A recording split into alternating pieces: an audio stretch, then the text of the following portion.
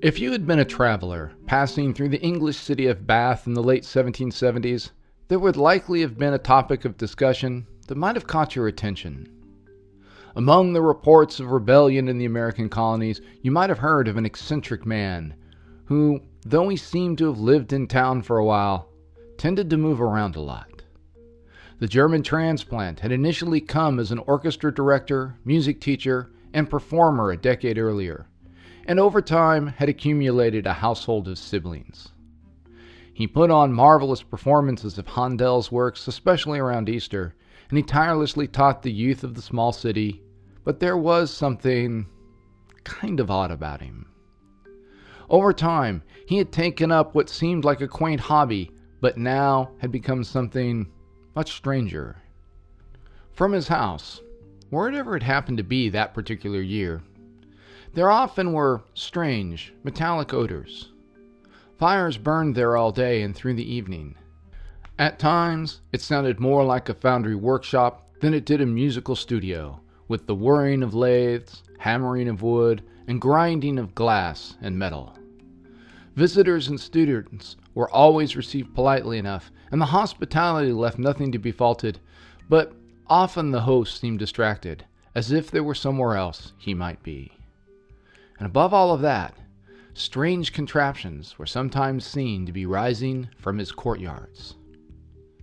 As you left the pub, thinking of the stories, maybe to stroll among the quiet streets of a reasonably well-kept and well-to-do town, you may have come across a man with graying hair. He is looking into a tube some 7 feet tall and about 8 inches across. The tube is pointed towards the sky, but he's not looking up or down it, but rather into a smaller tube about 1 inch in diameter set into its side about 2/3 of the way up. In his hands are a pen and notebook, which he uses to make short notations between adjustments of some sort. As you pass by, he looks up from the tube and greets you in English, accented with German. He has a strong, proud face, and you realize this is the man they were talking about at the pub.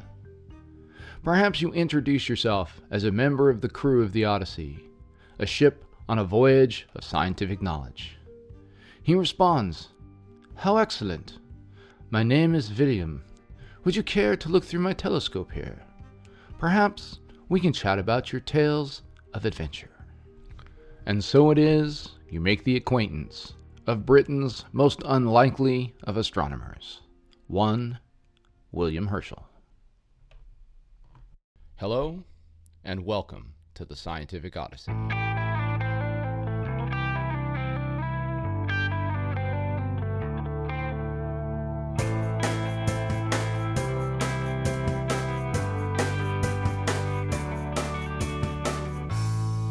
The Scientific Odyssey is a many-part journey into the history and philosophy of science.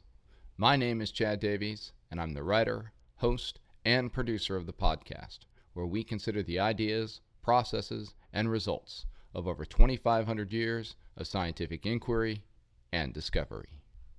Series 3, Finding Our Place. Episode 29.1, Supplemental. William Herschel and the Discovery of Uranus.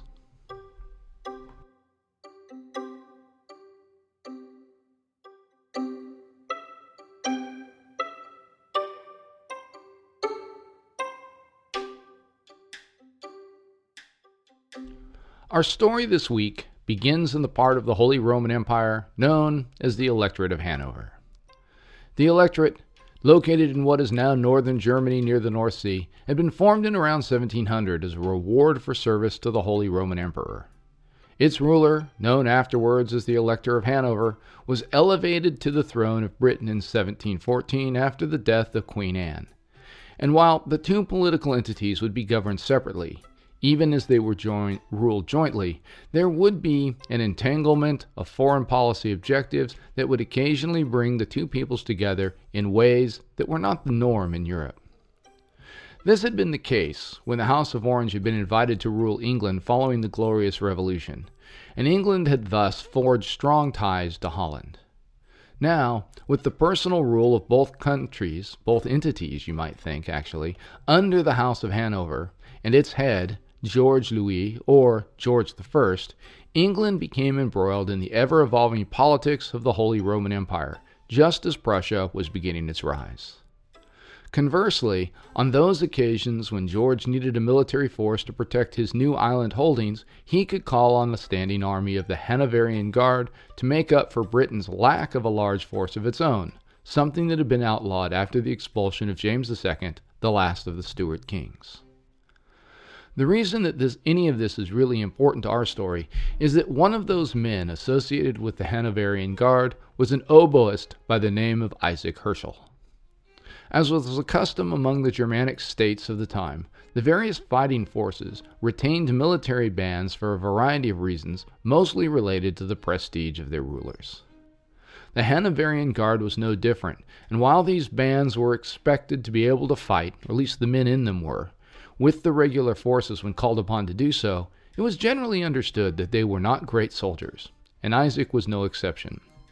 He had joined as a musician and had expected that his life would not involve a great deal of conflict, and as such, that was actually the case of much of his time of service. While in the Guard, he met and married a woman by the name of Anna Isle Mortsen, and the two would, over the course of their 35-year marriage, produce 10 children, 6 of whom would survive into adulthood. Most would be destined to follow in their father's musical footsteps in one way or another. Of interest to us will be 3 members of this family: Friedrich Wilhelm, Johann Alexander, and Carolina Lucretia. Friedrich Wilhelm, or William as he will come to call himself, was born in 1738, while Alexander would follow 7 years later in 1745, and Caroline, as she would come to be known, would be born 5 years after that, in 1750. In 1754, what has become one of the most consequential conflicts in European history broke out over the colonial possessions of the various great powers in Europe, and also due to the continental tensions that lingered from the War of Australian Succession that had been fought a decade earlier. The 7 Years' War, as it was known, pitted Britain, much of Germany, including Hanover and Prussia, and Portugal against the combined forces of France, Austria, Russia, Spain, and Sweden. In England, now ruled by George I's son, George Augustus or George II, the possibility that France might attempt an invasion of England meant that the Guard was ordered to cross the Channel, and so Isaac and the 2 sons who were also part of the military band, the older Jacob and the now 17-year-old William, traveled with him and so established a link that would be very important to our story going forward. Once the crisis had passed, the 3 returned to Hanover with the hope that all of the saber rattling was merely that. Unfortunately, the French decided to punish the Hanoverian dynasty in a more direct way and invaded its German possessions. In late 1757, the Hanoverian Guard, along with some British units, met the French forces in what is known as the Battle of Hastenbeck. Beaten soundly, the Guard was forced into a disordered retreat that involved the military band in some of the fighting. While Isaac Herschel understood that his long association with the band meant he couldn't really quit, he decided that a war zone was no place for his sons, and so he urged them to flee the deteriorating situation. While Jacob was able to secure a discharge, William was not, but both ran anyway, eventually making their way to England. This made the younger Herschel a deserter, something that would make it impossible for him to return to Hanover once things settled down a bit. So, with William now something of a refugee in England, and only 19, let's take a few minutes to acquaint ourselves with him. As he had been growing up, his father had taken what time and resources he had to provide a good education for all of his children, especially in music. While his salary from the band didn't provide much, Isaac supplemented this in a number of ways, and so was able to afford instruments and instructions for the boys who grew into talented musicians. William could play the violin, harpsichord, and organ, along with the military oboe. Additionally, he was a reasonably talented composer. When not working on his music, he learned French and studied ethics, logic, metaphysics, and a bit of mathematics. When the band was sent to England, he began to learn some English and used some of his meager salary to purchase a copy of Locke's An Essay Concerning Human Understanding. Importantly for his soon-to-be future exile, he also made a number of acquaintances among the musical community of England. At the conclusion of the English exposition, William thought he would settle into his life, much like his father had so purposely carved out for him in the band until he could secure a more prestigious appointment in the court of Hanover. However, the disastrous campaign of 1757 changed all of that, and in early 1758 he found himself fleeing Germany through Hamburg and arriving back in London with his brother Jacob, with but a single French crown piece to survive. For the next 2 years, the two young men scraped for any work they could find, living on the edge of poverty while copying music, teaching a few students, and performing whenever they could catch a gig. In 1579, the French forces were expelled from Hanover, and Jacob was able to return home. But for William, a deserter, such a return would at least result in him being forced to rejoin the Guard, likely as a common soldier, though it was not out of the question that he might be hung for treason. Left alone in London, however, might have actually been quite the blessing in disguise, as Jacob was very picky about what sorts of performance he was willing to accept. He felt that he and his brother were trained, professional musicians, and so should be afforded the choice parts in orchestras when they agreed to play, and so this had limited their various options. Moreover, he had insisted that they remain in London as a cultural center of England, a place overflowing with musicians and artists all trying to make it. Once Jacob left, though, William was able to make a more reasoned assessment of the situation and realized that outside of London there were a number of communities looking for good musicians and willing to pay pretty well for steady work, even if it was only part-time. One such position was leading a small military band in the north of England in the town of Richmond in Yorkshire. Walking the length of England to save money, William took up residence there and soon began supplementing his income by writing symphonies. He also began to really study mathematics, a subject he had been long fascinated with but had never had time to learn beyond its rudiments. As is often the case with those possessing of musical talent, William became interested in the mathematics underlying musical harmony and soon acquired the standard work on the topic written by the Cambridge professor Robert Smith. So impressed by Smith's treatment of the subject was Herschel that when he came across a 2-volume work titled Optics by Smith about a decade later, he bought it on the spot. And as we will see, this will have a huge influence on his interest in the subject of astronomy. In 1761, Herschel heard that there might be a position opening up in Edinburgh, and so he traveled there to audition for the post. And while in that town, he was delighted to be introduced to none other than the eminent Scottish philosopher David Hume, whom he had a chance to play his music for. Following this, he wrote, quote, "Mr. Hume, who patronized my performance, asked me to dine with him, and accepting of his invitation, I met a considerable company, all of whom were pleased to express their approbation of my musical talents." End quote. This considerable company likely included many of Edinburgh's intellectual circle, including Robert Burns the poet, Adam Smith the economist, Joseph Black the numismatic chemist, and James Hutton the geologist. One has to wonder what might have been had Herschel gotten that job. As things went, though, in a moment of unconsidered overconfidence, Herschel was so sure that he impressed the manager of the Edinburgh Orchestra that upon returning south he resigned his position in Richmond. As you might guess, the man in Edinburgh changed his mind and offered the post to someone else, and so William was now out of a job. While he certainly could make ends meet by cobbling together various things, the uncertainty of it all created an anxiety he found rather uncomfortable. Things, however, turned around in 1762 when he was asked to take part in a concert in Leeds that featured his music. The event was very well received, and the accompanying acclaim was bolstered when, 5 days later, he won a head-to-head violin competition. The result of this was an appointment to be the director of concerts in the city. It would be a position that would secure his future in England. At about this same time, William's brother Jacob, now ensconced as an influential member of the Hanoverian court orchestra, managed to secure a formal honorable discharge for his brother, and so William was once again free to travel home. While the charge of desertion would always be something of an embarrassment for him, he would and could once again visit his ailing father, something he did in 1764. While traveling to Hanover, he observed an eclipse of the sun. The joy and wonder of the trip was amplified when, shortly after arriving, he was also reunited with his younger brother Alexander, whom had been only 11 when William had fled. Alexander had had something of a difficult life growing up, and thus had become a bit of a rogue about town. I sort of see him as the Enlightenment equivalent of the extremely talented rock and roll musician who had trained to play in one of those big bands of the 1940s, but who had found the work to be less than fulfilling, and so passed his time hanging out at the local bars and being popular with the ladies. After a good family visit, William returned to England and found a great deal of success in Leeds. After a year or so, he moved to Halifax a few miles away, and then, in 1766, he made the fateful move to Bath.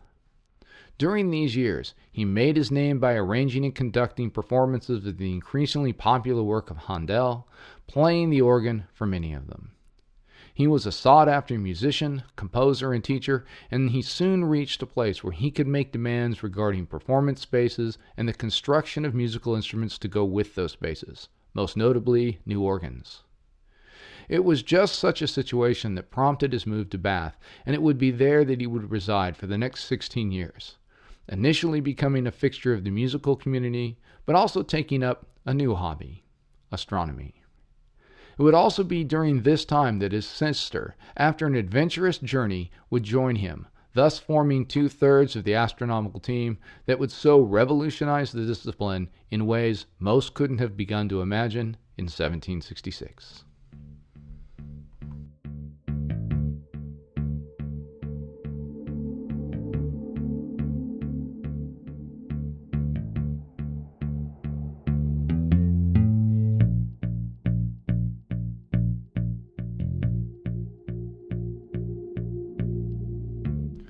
Over the course of the next few years, as William's star rose in the musical circles of Bath, his siblings began to recognize that there were far more opportunities in England for musicians than there were in Hanover, even as they were becoming established in the musical communities surrounding the various noble courts of the Electorate.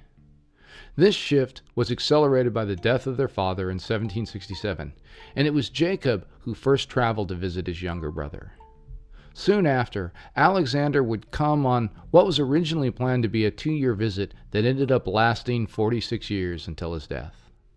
Finally, in 1772, young Caroline fled the increasingly abusive household of her now widowed mother and found in the home of her brother William a freedom she had never known.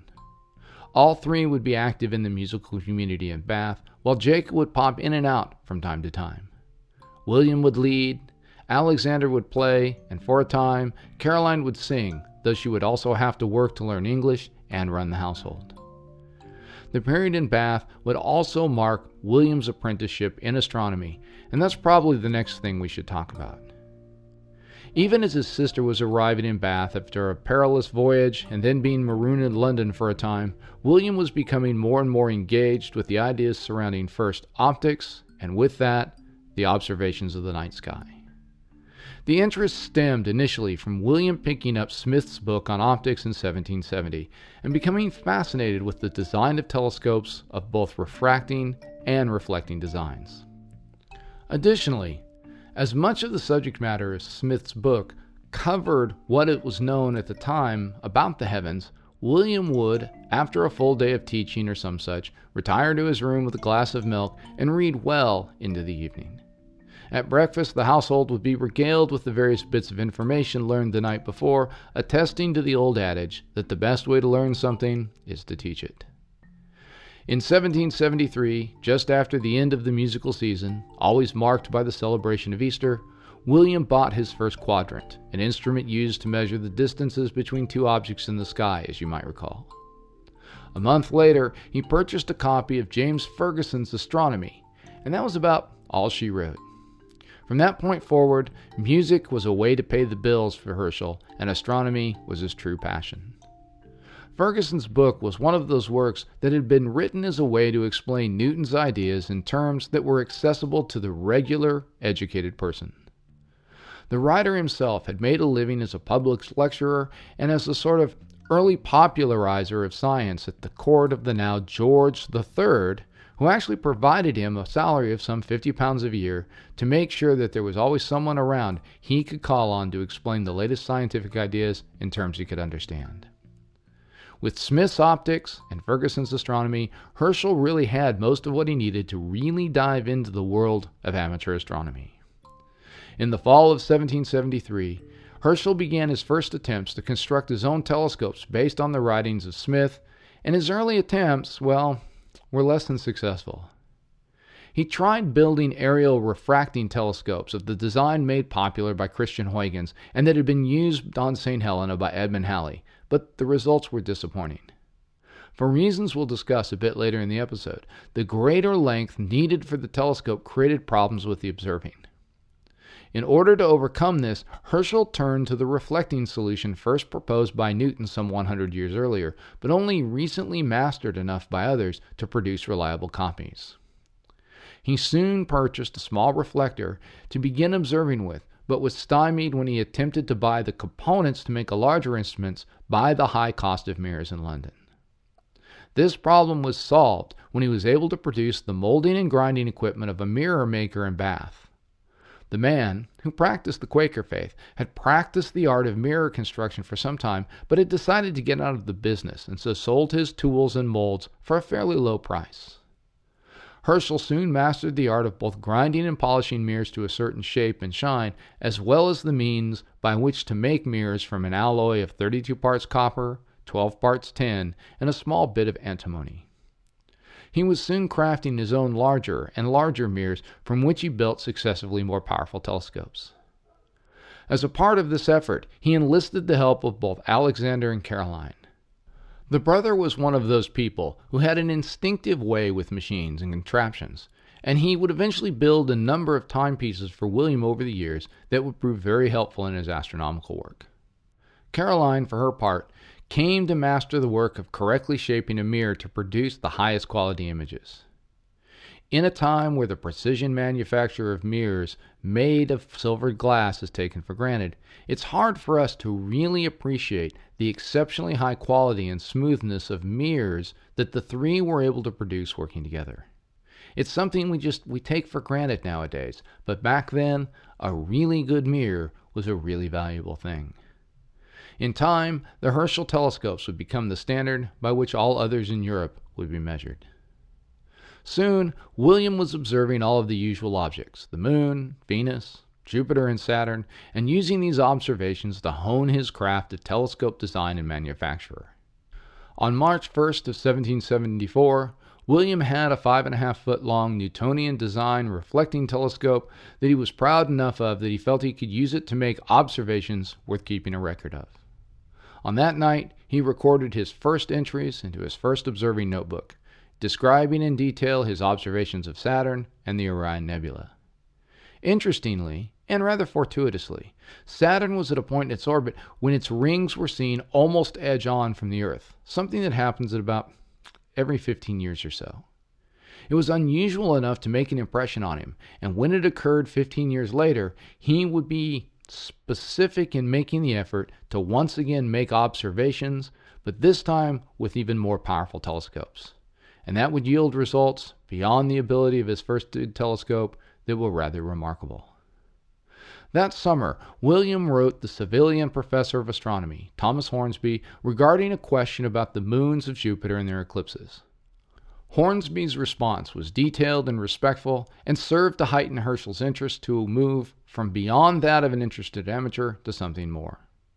As his telescopes continued to improve in quality and increase in size, he also continued to hone his technique.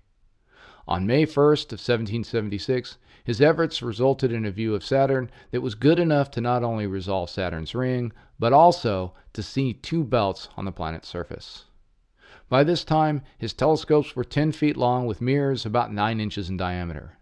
This is equivalent to a good Newtonian telescope one can buy from a telescope company today. On July 30th, he observed in great detail an eclipse of the moon with a 20-foot-long reflector that had a 12-inch mirror. While this instrument had great resolving power, it was hung from a pole, had to be hung from a pole because it was so big, and thus it was much harder to point accurately. And so many of the observations were actually made with the smaller 10-foot telescope that was more stably mounted. Now, at this point, it's probably useful to make a digression into a discussion of telescopic optics in order to better understand the revolution Herschel is about to put into motion.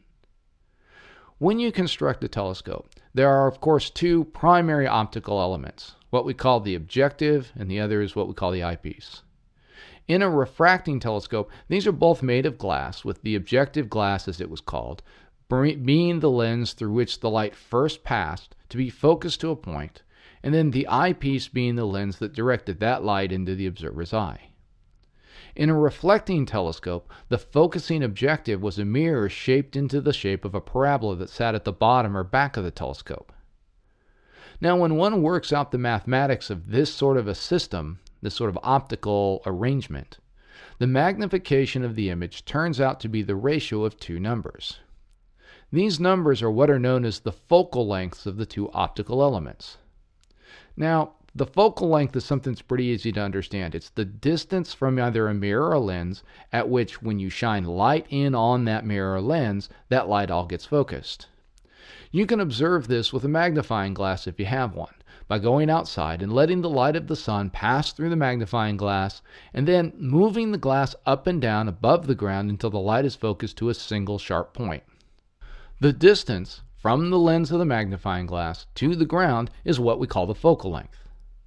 By the way, if you do this little experiment, be careful what you focus the sun's light on. The amount of energy being concentrated on that single point can be pretty substantial if the magnifying glass's lens is large, and you might burn something you don't want to burn. Using a sidewalk is a pretty good plan, and if you then want to witness the concentration of light energy, you can slip a small piece of paper or a dry leaf into the spot where the light is focused. Anyways, the magnification is calculated as the ratio of the focal length of the objective divided by the focal length of the eyepiece. So if you want a high magnification for an object, you want a long focal length for your objective lens, or your mirror, if you're using a reflecting telescope, and a short focal length for the eyepiece, so that you have a big number divided by a small number. Now, one way to do this is to create an eyepiece that's got a really short focal length, and you do that by grinding a glass lens that is a lot thicker in the middle than it is at the edges. But if you do this, you've got a bit of a problem. If you recall from our episodes on the early telescopes or on Newton's invention of the reflecting telescope, the problem with glass lenses is that they distort an image due to focusing light of different colors at slightly different places. This effect, known as chromatic aberration, gets worse the thicker the glass is. And so that means there are limits as to how small you can make the focal length of the eyepiece. The other solution is to make your objective lens or your objective mirror have a very long focal length in order to create your large magnification. Hence, you get those aerial telescopes of Huygens or the long reflectors that Herschel was making. This isn't the only issue you have to think about, however, with your telescopes. The other has to do with what's called resolution, or the ability to distinguish between two closely spaced objects. It turns out that resolution is improved when one gathers and focuses to one point more light, or in terms of telescope design, the telescope has a bigger objective optical element with fewer irregularities and imperfections. This is, by the way, why it's important that your pupils dilate when spaces have less light. As they get bigger, they let in more light, and thus improve your eye's ability to resolve between various objects, as well as see those things that are dimmer. I bring this topic up for two reasons. The first has to do with Herschel's quest to build telescopes with both larger mirrors and longer tubes. Using mirrors is going to reduce the amount of distortion due to chromatic aberration. Grinding and polishing those mirrors to be parabolic instead of spherical in shape, and to also have a very high level of reflectivity, is going to eliminate spherical aberration and thus increase the amount of light that makes it from the top of the tube to the eye of the observer. His and Alexander's accompanying obsession with creating the highest quality glass lenses assists in this rather obviously. As his telescopes get longer, he can achieve more magnification because his objective mirrors can have a longer focal length.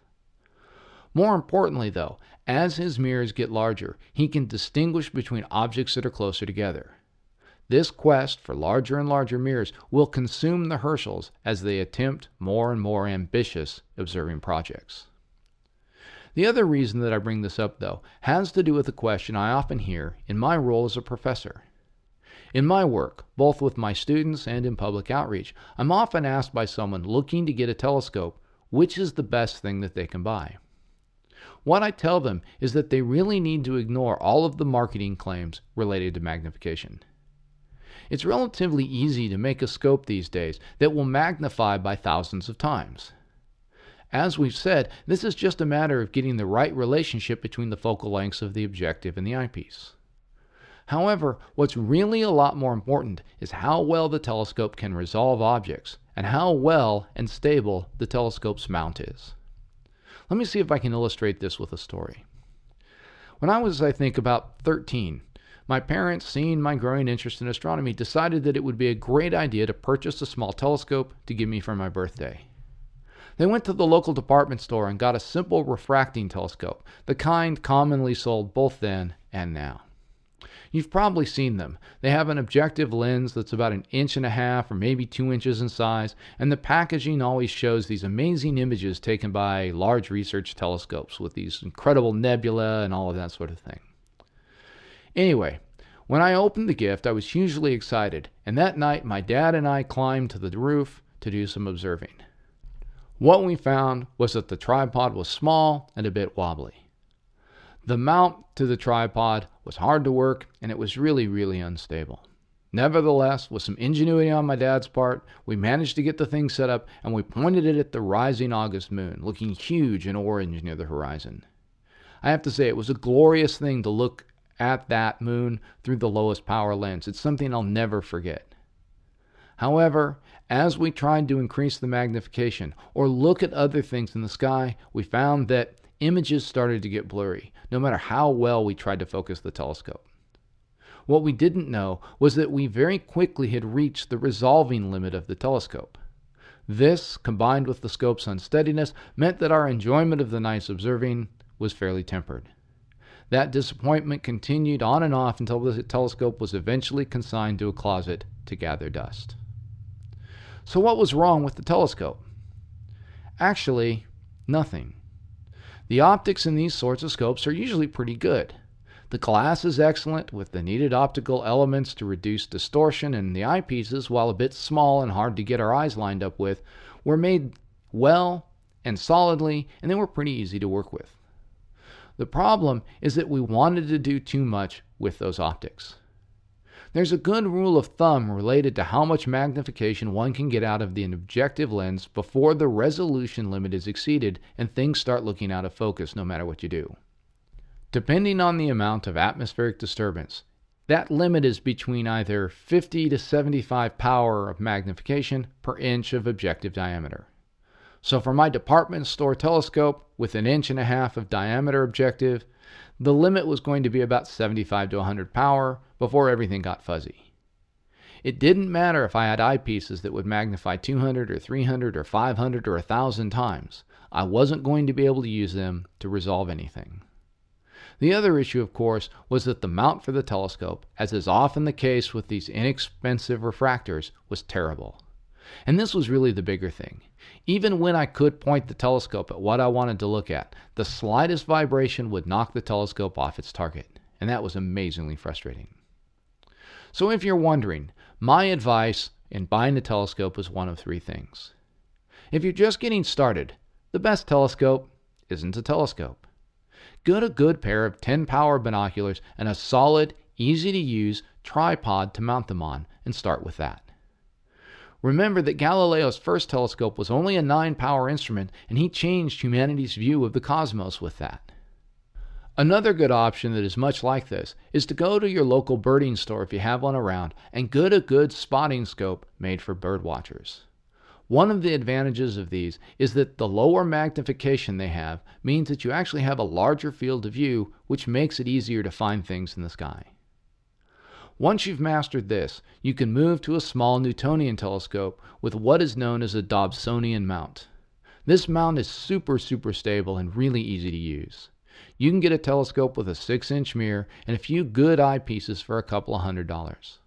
The setup is really easy and the scope is pretty durable. The only thing is that these kinds of telescopes can be a little big, and so they'll take up the backseat of your car. So there is an investment there if you want to use the telescope away from home. This isn't something you'll be able to take on a hike in a state or national park. However, if you have the room and can drive to a dark site, these really are fantastic. If you have small children, one variation on this I highly recommend is a class of telescopes first pioneered by the Edmund Scientific Company. Edmund calls them astroscans, and they are small reflecting telescopes with about a 3.5-inch mirror in their base and then a very simple mounting system. Due to their red color, we used to call them cherry bombs when I ran an observatory, and they're just incredibly easy to use. The primary eyepiece gives the scope a magnification of about 16 power and a field of view of 6 degrees, or about 6 times the size of the moon. That makes finding things with these telescopes really easy.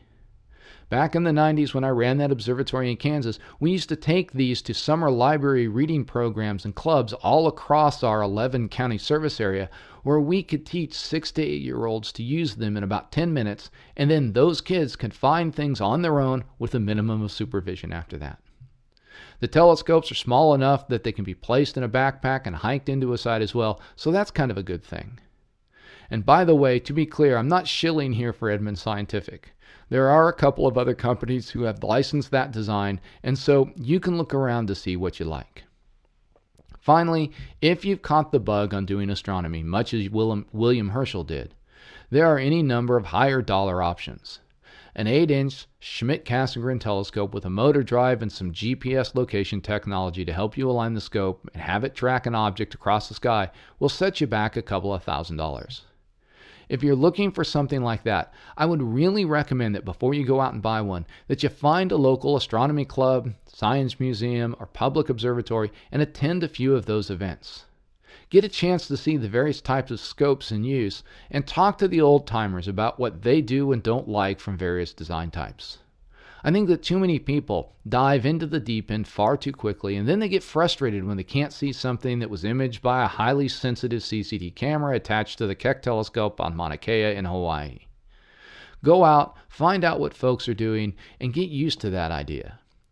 As I've said, a good pair of binoculars or a birding scope is really a great place to get started. Get a good star catalog from your favorite bookseller, and also download a night sky app for your phone. Do some reading, find a dark site, take a buddy along for safety, and then just start looking up. Use your naked eye at first, and then along with the phone app, start learning your way around the sky. Find the different constellations, learn the names of the bright stars. Then use the binoculars or spotting scope on a tripod to look at bright objects like the moon, the planets, and other things recommended by your star catalog that are appropriate for given times of the year. That's really the place to start. And as I mentioned in the earliest episodes of this series, do it regularly. Every evening as you take out the trash or let the dog out to do its business, take some time to look up at the sky and really notice where things are. Find the Big Dipper and notice its orientation. Track the motion of Jupiter or some other planet across the southern sky. Find the moon each and every day and watch how the phases change and where it changes in its position. And be sure, just do this, really take in that evening or early morning event when you see that most slender of crescent moons. It's really very breathtaking. You know, I'm a trained astronomer, and I still do this all the time. It's what makes the subject so wonderful for me. I have a colleague at Gordon State who is an actively involved astronomical researcher, and almost every morning he and I will stop each other in the hall between our offices and start a conversation with the words, "Did you see?" The sky is glorious, and it's just waiting for you to look at it, just as it was the case when William Herschel gave lessons to music students in the evenings. When he did this, he would position his music stand not near the warm fire, but close to a window so that when the clouds would part, he could see a planet revealed and mutter, "Beautiful, beautiful," as his student would play whatever exercise had been set before him.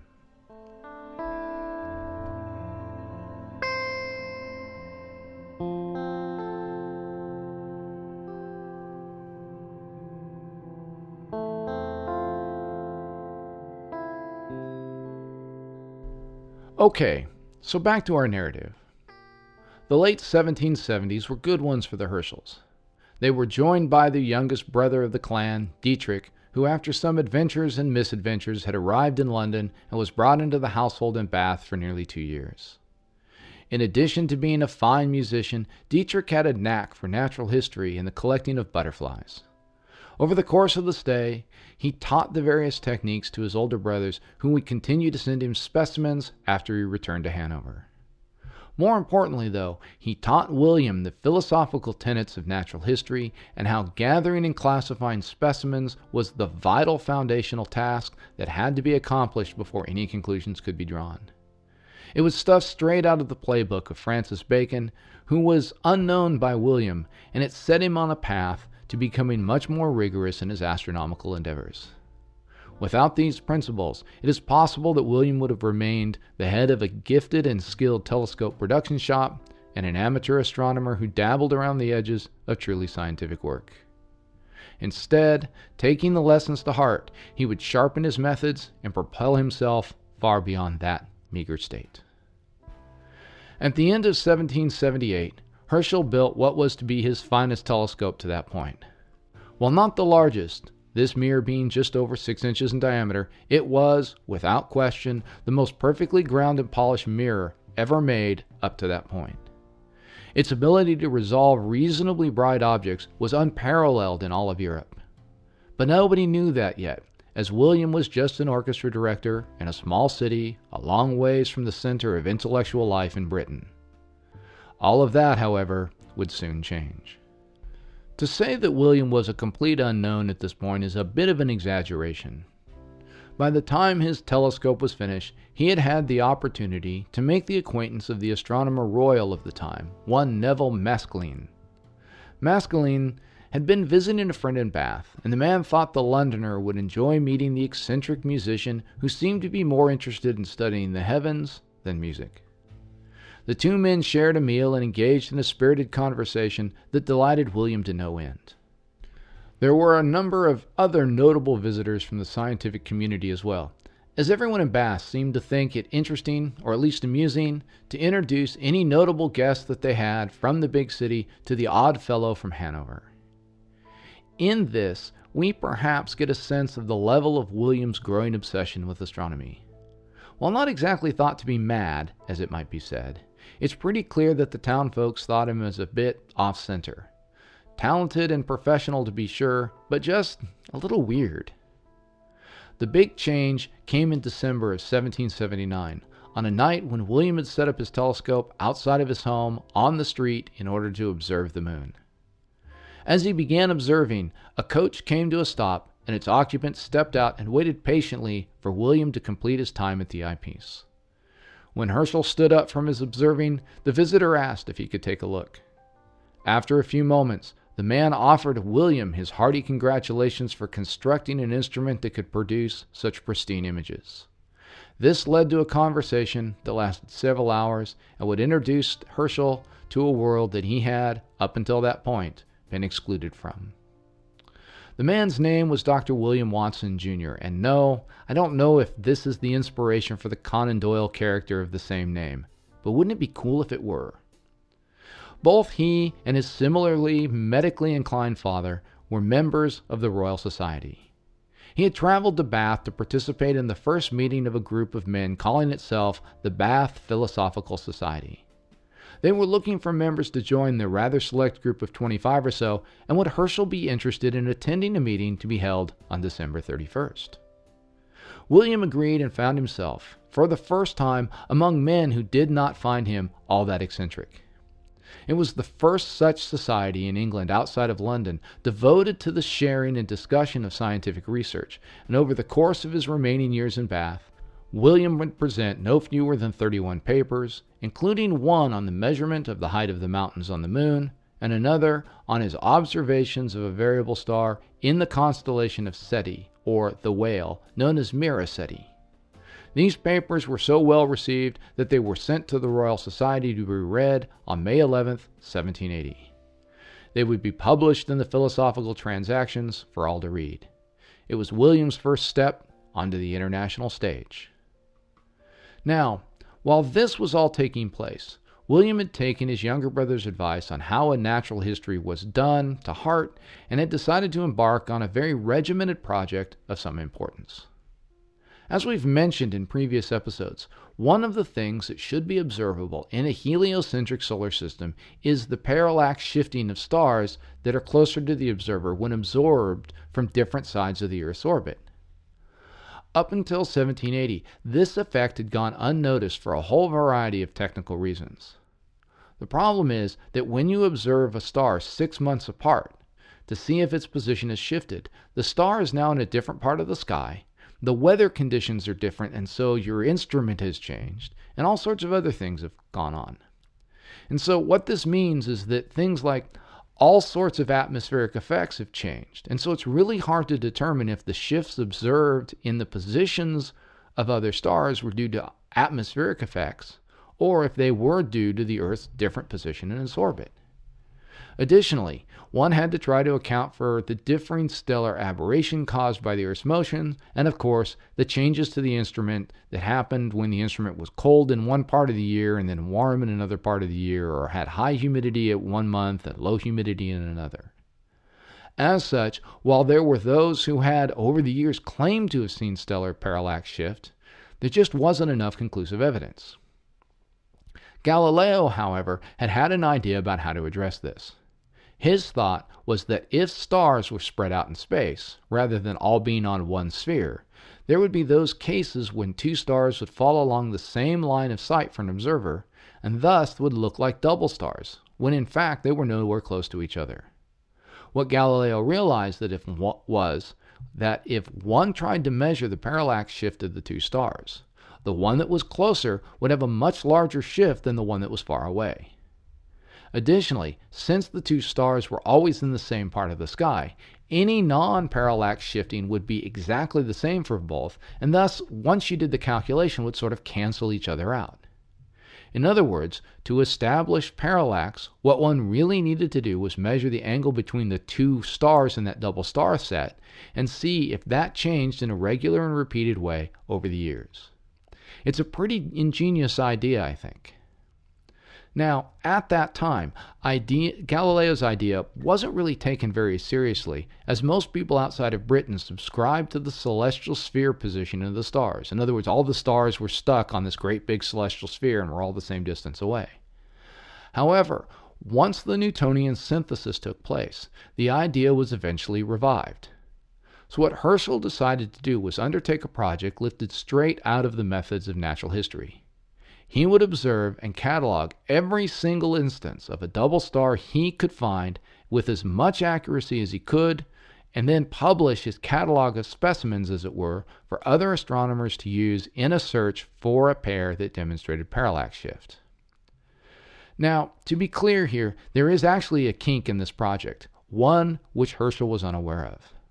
Back in 1767, Cambridge's professor of geology, John Mitchell, had written a paper arguing rather convincingly that there were far too many double stars and multiple star systems for Galileo's line of sight argument to apply to all of them. Had Herschel known of this paper, he might not have undertaken the project, as it suggested that any shifts might be due to gravitational attractions between the two stars that were close together rather than parallax, thus invalidating the results. In fact, later in his career, Herschel would make just such an argument. Yet, at this time, in blissful and fortunate ignorance, Herschel began to work his way through the stars of each constellation, cataloging all of the double stars he found. By the end of 1781, he had found 269 of these pairs, but there was one in particular that would become the focus of intense astronomical debate. When William had observed Polaris, the North Star, he had found that it resolved into two different objects under magnification. No other astronomer in the world had observed this. even with the biggest and most advanced telescopes at the Royal Observatory, Oxford, or Cambridge. Herschel's claim that it was a double star called into question his accuracy and method for every single astronomer who had looked at the star through a telescope and had not seen this. While he had published some interesting results, Herschel was still regarded as little more than a talented musician working as an amateur astronomer and instrument maker. Because of this, he appealed to a man by the name of Alexander Aubert to confirm his observations. Aubert ran a private observatory that he had equipped with the best instruments money could buy. Herschel asked him to check his work and sent him a detailed star map with all of his newly discovered double stars marked out. He did the same with Neville Maskelyne and an astronomer by the name of Thomas Hornsby at Oxford. By March of 1782, Aubert published his results confirming Herschel's observations, specifically of the pole star. It was a huge coup, and it moved Herschel's name to the top of the list of instrument makers in Britain. He had seen with his somewhat smaller telescopes what everyone else had missed. Joseph Banks, president of the Royal Society, would write him a congratulatory letter and would join Aubert and Watson in working to find a way to get Herschel out of the business of making and teaching music and into a paid position as a professional astronomer. Now, as you may have noticed, we sort of skipped an important bit of science history here in telling the story of the double stars. As part of that survey, in March of 1781, Herschel had been making observations near the star of Zeta Tauri. As he did so, he came across an object that didn't look like a star in that it changed size under magnification and it was kind of fuzzy looking. Unsure of whether it was a nebula or a comet, Herschel continued to observe the object, measuring its position with respect to the nearby companion star to see if it moved. When he found out that it did, he asked Watson to join him at the telescope to verify his observations. When Watson did this, he recognized that Herschel was onto something more than just a typical double star, and he advised William to write a letter to Dr. Watson Sr. to be read aloud at the next Royal Society meeting. This was the monumentous first observation of the planet that would become to be named Uranus, though that's not how things started out. As we said in our last episode, Herschel at first thought the object might have been a comet, and it was only after his observations were published that others would do the necessary orbital calculations to show that it was a planet twice as far from the Sun as Saturn. Interestingly, one of the difficulties William encountered in communicating his results to others was that he hadn't mastered the mathematical subject known as spherical geometry, and thus he couldn't really communicate the object's positions in terms of coordinates on the celestial sphere. All of his observational reports gave the position of the object as measured from other things. It would take a bit of time for people to figure out what the celestial coordinates of the object were and thus be able to point their telescopes to the very tiny patch of sky where the object was located. Once again, I think this is a good time to take a short digression. Herschel's discovery of Uranus is a classic example of what is known as serendipity, or the unintended discovery of new scientific knowledge. As an aside, the usual definition you'll read of serendipity is something like an accidental discovery or a beneficial mistake or something along those lines. And I have to tell you that I really hate that definition. Let me see if I can use the example of Herschel's discovery to explain.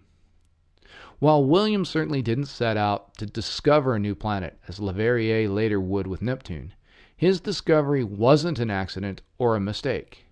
He had spent years learning how to make the best telescopes in the world so that he could make the most precise observations that anybody up to that time could make. Moreover, he had set out to carefully catalog in excruciating detail as many specimens as he could. He worked diligently and according to a very well-planned observational protocol that he had honed over several years of practice. Yes, his discovery was unintentional, but if anyone was going to find something unexpected, it was absolutely going to be him. Louis Pasteur has a famous quote that I think is really relevant here. He said that, quote, "Chance favors the mind that is prepared," end quote. What he meant here is that there are all sorts of things in nature we don't know about that aren't part of our hypotheses or theories. Nevertheless, they are there. Yet, if a scientist is careful and exacting enough in the practice of his or her work, there is a chance that they will see what others who either lack the technological or methodological means available to them, or who were less careful, might have missed. Both Ptolemy and Flamsteed actually had Uranus on their star charts. There's evidence that Galileo actually observed Neptune with his telescopes and even saw that it moved. And yet, none of these men saw what Herschel, or later Gala, saw. For those who are listening to this, who are students of science, this may be among the greatest lessons you can learn. Be diligent in your work. Doing science is hard because it requires an attention to detail and the experience that is gained only through repetition. Impatience is often punished through bad results and missed opportunities. Things that seem like anomalies, even if they can be repeated and verified, usually lead to new and important knowledge, and yet, far too often, they're ignored.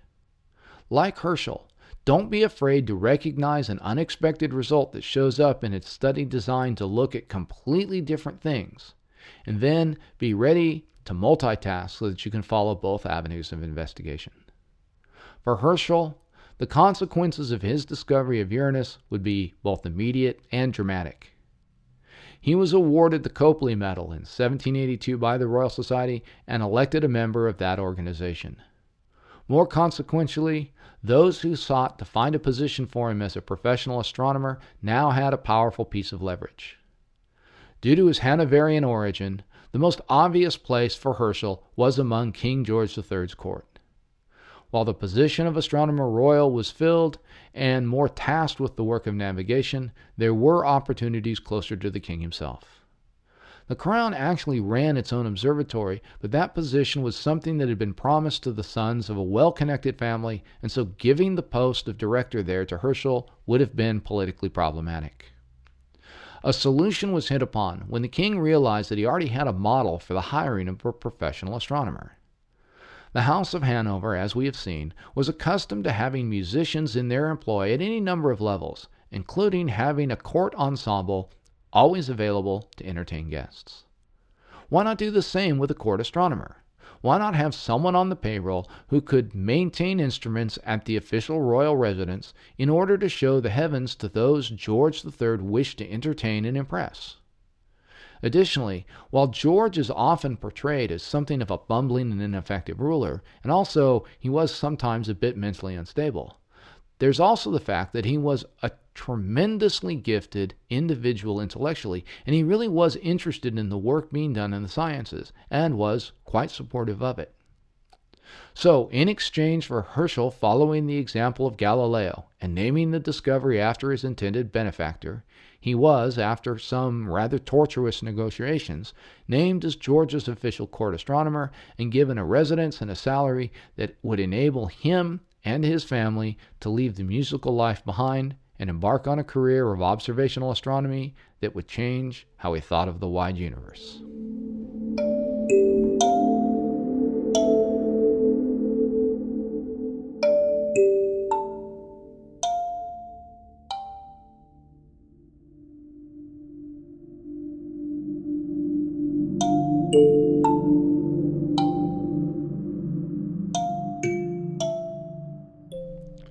Well, as we've reached the end of this week's episode, you'll notice that the planned one-episode biographical sketch is going to have to stretch into two. I would apologize for that, but I really think we've gotten to look at and think about some pretty interesting stuff here. While the details of Herschel's earlier life and musical career might seem a bit superfluous, I believe that his training as a musician was instrumental in the work we've looked at and will look at as an astronomer in the future. More than that, though, I think it speaks to the role of structured creativity in the doing of science. Far too often, as I've discussed elsewhere, people see science as this sort of robotic enterprise, completely different than other areas of inquiry. What I think is clear from the life of William Herschel is that his creativity, first expressed through his music and performance and composition, was essential for his success as an astronomer. His life is an example of why it is so important to be well-rounded as the practices, habits, and discipline acquired by doing one thing in one area so often translates very well into others. As we wrap up, let me once again encourage you to subscribe to the show on whatever service you use if you haven't already done so. Also, drop us a line at either the website, which is thescientificodyssey.typepad.com, or on our Facebook page, and let us know how we're doing. Thanks to everyone who's given us some feedback this last week on our second round of graphic design ideas. We're getting close to some things, I think. If you haven't had a chance to take a look at the wonderful work of Jessica Grania, head over to the Facebook page and weigh in on what you like. We've got a good class of logos, I think, and even a few sample t-shirt designs we might think about releasing if there's some interest. Finally, as was going to become our custom, a quick shout out to our listeners in the greater San Francisco Bay Area and Silicon Valley. It's great to have you all on the crew, and if you all happen to get together from time to time, take a selfie and post it out on the Facebook page for us to like. Next week, we'll take a look at not only William's work in the service of the British Crown, but also the work of his brother, sister, and eventually son. Until then, full sails on your journey.